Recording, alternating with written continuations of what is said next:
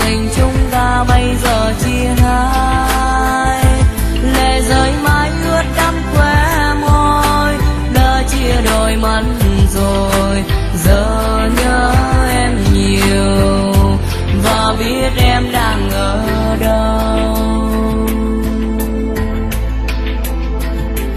Ngày hôm qua chúng ta vẫn còn kề vai, để hôm nay em đã vội vàng về với người.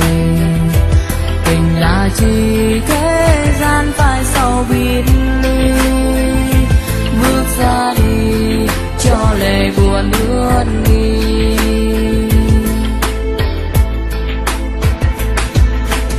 Anh đã gây ra bao lỗi lầm để tình yêu chúng ta bây giờ tan vỡ. Tình yêu đó thâm thiết chẳng phai, trái tim mai phũ vàng để đớn đau trong lòng nhau.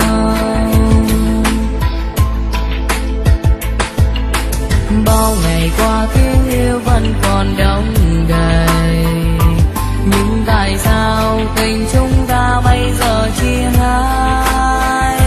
Lệ rơi mãi ướt đẫm khóe môi, đã chia đôi mắt rồi, giờ nhớ em nhiều và biết em đang ở đâu.